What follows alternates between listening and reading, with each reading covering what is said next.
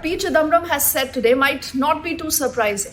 He's questioned the future of the India Alliance. Now, what is the India Alliance? A lot of you might say, and what the Congress party also says, that listen, this was an alliance essentially got in for the 2024 elections.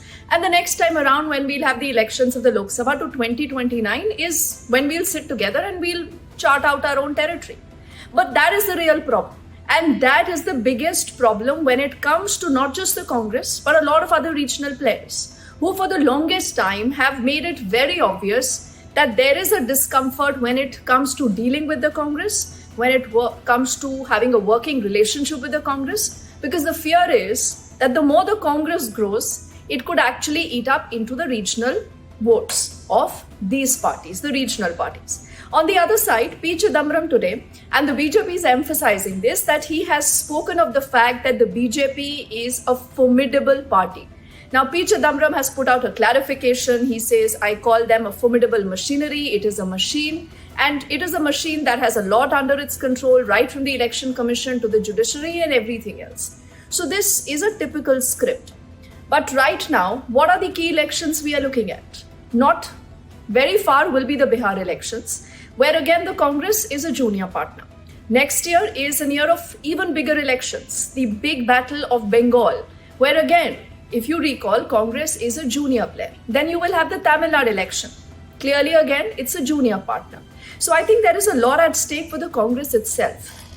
When leaders like maybe a Shashi Tharoor, when leaders like a P. Chidambaram, when they speak up, and they speak up against perhaps the party line, the but obvious question that a lot of you have been discussing here as, we read your comments and a lot of this feedback is that, are they jumping the ship? Are they joining the BJP? Now, Shashi Tharoor has made it clear that's not happening yet, but we've discussed here on Deepthi Decodes, why could that still be a possibility? Because Tharoor is someone with a mind of his own and clearly a speech of his own and not siding with the party's own line. The reason why he was reprimanded and now he says that whatever I've said is in my personal capacity. But truth be told, what Chidambaram is saying, what Shashi Tharoor is saying, or what many previous Congress netas who've not jumped the ship and netas who've jumped the ship have said, cannot be called just a personal opinion. There is a real problem. The 2024 elections, many said that this is a do or die battle for the Congress party, for people like Rahul Gandhi. Now, Rahul Gandhi, is he still the man calling the shots in the Congress? People would say you have Mallikarjun Kharge as their president.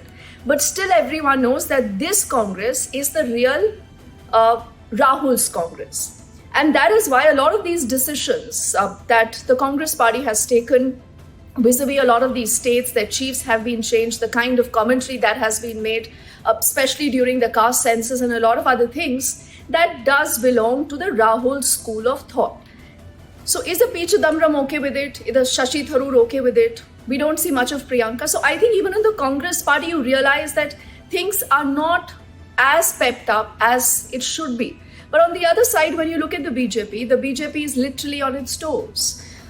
Yes, they did not win a full majority, but in spite of the fact, whatever elections you've seen from the 2024 Lok Sabha elections to now, to building up to Bihar elections, there is a narrative. There is a perception that the party is always creating. So I think what P. Chidambaram has said today, that I do not know of the future of the India Alliance, whether it's going to remain intact or not, that is still a challenge. Everyone needs to sit together. That is the truth. But where is the India Alliance? Mamata Banerjee and the Congress not happy doing business together. Stalin right now is clearly, because of a lot of other reasons, under pressure, and their Congress is just a marginal player. In Bihar, does the Congress have its own identity?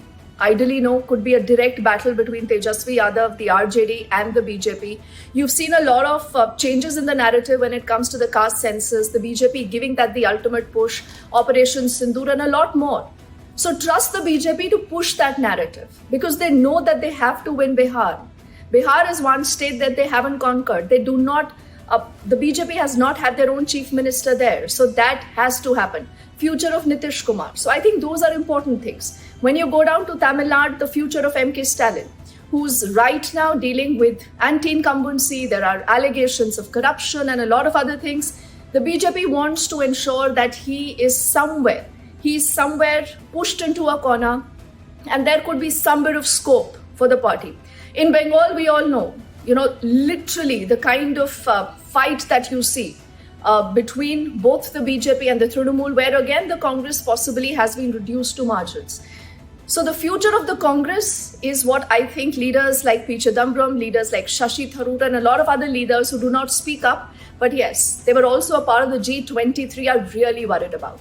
So before you think this is a story about the BJP, I think we must make it very clear that this is a story about the Congress, its future, and a lot of people still in the party uncagey about what the road ahead is. And could 2029 also be something that could be a lost opportunity for the Congress? We don't want to speak too soon, but we'll track that story here on NTT.